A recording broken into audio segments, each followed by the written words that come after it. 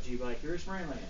All right, so you can jeer if you want to. Okay, so we got this handout and observation. So what I want to do is, we're not going to spend a lot of time.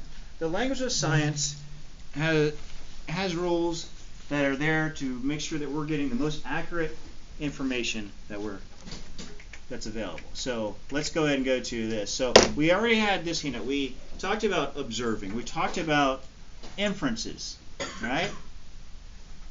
The thing about observation and inference is all of these little things over here, we can measure this, right? We use a tool to measure volume. We use a tool to measure temperature. Or that says weight. I prefer to say mass, right? As you go further down, we talk about this. So things that are observed should be communicated through some type of data, whether it's quantitative or qualitative. Obviously, quantitative is going to be the most accurate. So let's go over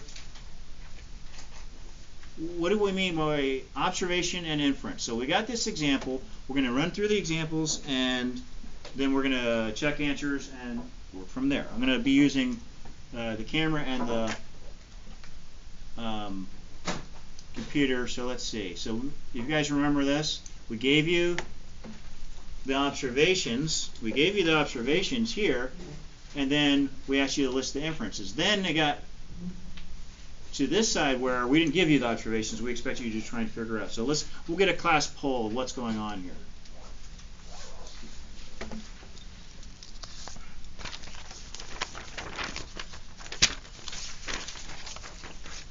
Okay, so do these observations make sense? Are they pretty? Would you agree with them? Right? So the next is, well, what is the inference? Right?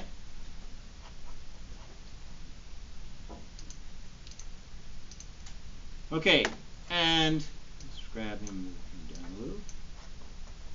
Right? Does it make sense? The owl is scouting for food. If it's doing it, it's in a tree. Does it make sense? The over here that the owl is going to hunt at night. Those are inferences. Did we actually see the owl do that in this picture? No. So that's why we're saying it's an inference, right? And it's going to sound like we're being picky, but with the rules of science, we don't want to muddy the waters, and because you hear this a lot, and you go, well, that's just how you interpret the data. The data should be done properly. And there's no guessing. This is what it is. And then we're going to bring in hypothesis and independent, dependent variable and how to properly do that over the next couple of days. Now, the owl is going to eat it, right? Well, I did have someone who said, well, no, maybe it's not going to eat it. Maybe it's its neighbor and it's helping it go home. Okay, that's probably a less feasible inference, right? So think about that. And let's go ahead and go to this one. And look, whenever I do this, I always have students want to argue things out. That's fine, but you should be able to justify your reason for it. So, what obvious observation would you have versus one that might be an inference? The dog is eating. Okay, are you saying that the dog is eating is a observation or an inference? Observation. Okay. And an inference would be the dog's hungry. Okay. Now, look at what I have. The dog's head is in the bowl. The dog eating is actually an inference. Unless you had, if you're saying the dog's eating, what a good response would be, you need to say, well, I actually saw it eating. So I have dog is eating. Now, for my examples, I don't have every single inference. So we'll say some. All right, so the dog's head is in the bowl. That's the most accurate observation you can make in this scenario. That it's eating, what's another one you could say? If it's not eating, it's probably drinking. All right. Now, another one is you mentioned, well, it's probably hungry. All right. Unlike us, where we're like, oh, I'm hungry, but I have to wait for class to eat. The dog is going to let you know it's hungry, and as soon as the food's available or the water's available, it's going to go to town. Okay. Are we following? Does this make sense? Right? Don't make this more difficult than it needs to be. The last one is probably the one that students argue the most about. So let's do this. Let's talk about this guy right here. And one of the observations, I had a student write these. One of them I don't like what they put, so you'll find out if we should debate whether they got it correct or not. Okay. What's going on? What is going on right here?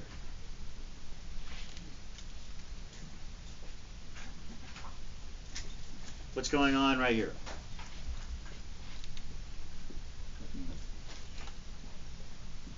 Okay, it's a guy. What's he doing? Yes. What? You're saying he's smoking. Is that the observation? He's holding a stick in his hand. Holding a cigarette in the inference is the man smoking. Okay, so holding a cigarette, the inference is that he's smoking. Okay, you want to add one more before I put my intro? My actually have a different inference. Okay. My inference is he has lung cancer. Okay. All right. So it's funny you mentioned that because this is what I asked a student to fill this out, and I thought I'll just put it up and see what they have. So first, you can see they have their little editorial here. Smoking's bad. Okay. Now, they said that the person's filling their lungs with air. Would you agree with that, or should we strike that? Strike. So let's not count that. All right. That's. Yeah. So they're making a lot of presumptions there. So let's do that. Let's cross that out. All right. And I'm not going to rewrite it, but let's go with what we just said. What did we just say? Was the best, probably the most obvious observation. The guy has a cigarette in his hand. You could also say that the cigarette is lit. Okay? All right, so now the obvious inference is the person is smoking. Okay? And you just gave us that the person may have lung cancer. Now, we don't know that. You would need to do a lot more observation, like have blood tests, to actually confirm that. But what inference does is by making that inference, someone will say, well, how do you know? That's what good science would do, is like, well, how do I know? Well, let's go find out. Let's do X, Y, and Z and figure it out. A lot of times, the observation in good science creates a whole bunch more questions. That didn't sound right. And the inferences create more questions that make you go out and do more experiments to validate or invalidate. There's no right or wrong. It's either they're valid or non-valid. And we'll see that more when we fully define hypothesis. Okay. What about this?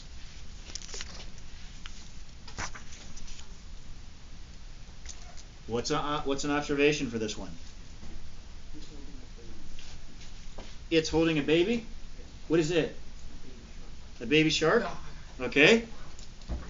Yes? There's a big and there's a big shark and a little shark. There's a big shark and a little shark, or a big fish and a little fish, which sharks are fish, yes? There's a fish under a big fish. There's a fish under a big fish. Okay, so there's two fish. That could be observation. They're different sizes. All right, so look at what I have here. Let me get rid of that little line. Okay, there are two fish swimming, or everything you just said. Don't worry about, oh, I got it right exactly like he said. This is a discussion. All right? Now, you notice I didn't write any inference because I wanted you to think about it.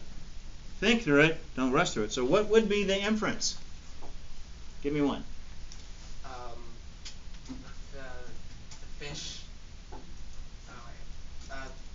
The big fish is protecting the little fish. The big fish is protecting the little fish. Okay, that's over here. Come on, raise your hand. What? Yep. The big fish can be the mother and the little fish can be the baby. All right, a mother and baby. Okay. Yes. The little fish could be hitching a ride on the little. Right, the little fish can be hitching a ride. Now, here's the thing: when you make these inferences, we don't say to dump all your prior knowledge. Does that come from your prior knowledge? Have you seen footage of the fish? Now, just the background, that little fish is most likely something called a remora. The cleansing. Right, which some remoras hang out and some will clean out, or some just hang out. It's a type of symbiosis where one organism benefits from another. In this case, it's not harming it. If it were harming it, we'd call it a parasite.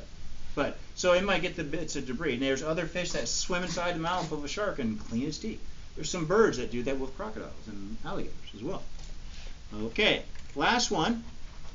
First, you see, it says automaker right here. It says automaker.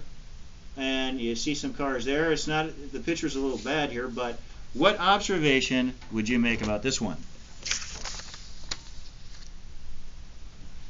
Yes.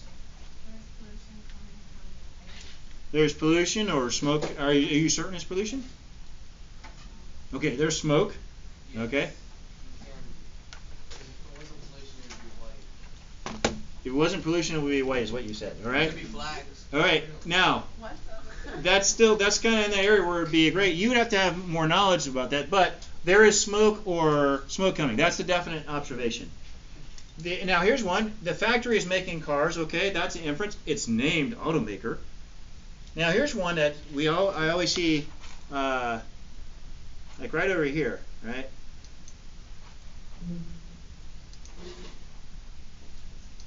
If you look right here, we've had some arguments in the past about this. Some students were saying that those are actually cars off an assembly line. I don't know if I'd buy that. Or is it just the cars of the workers in this factory? Right? Would the assembly line be inside? Yeah, that's why I'm saying maybe I'm having trouble with understanding that. Why would you send them outside? There's half a car coming outside of maybe it's a parking garage. And it's just automaker. Yeah. So, but the thing is, you guys can come up with a valid reason for an inference. There's good inferences and there are bad inferences, right? Like the owl is not hanging out with the mouse; it's probably going to eat it, or it was hurt and it was taking care of its neighbor. That's probably not as good a valid or as good an inference as the other. Okay. All right. So does this make sense? Observation, inference, and you're gonna find we default to inference a lot. And look, the reason we do that, there's an evolutionary significance. Your brain fills in patterns before you have to actually fully observe it, because that can save your life. You know, if there's something rustling in the bushes, you don't have to go over there and say, "Oh, it's a saber-tooth," and you're dead. You know, there's something rustling over. Be alert, and that. So those inferences do save your life. Now, how do we actually process that in science? We have to make sure that we can merge inference with observation and data. Today we're going to gather some data. So I'm going to do one thing. I'm going to put the key for the other one and stop the video. The quantitative and qualitative results. All right, we had some scenarios, so I'm going to leave that up there for you guys. And let me just stop the video, and we're going to move on.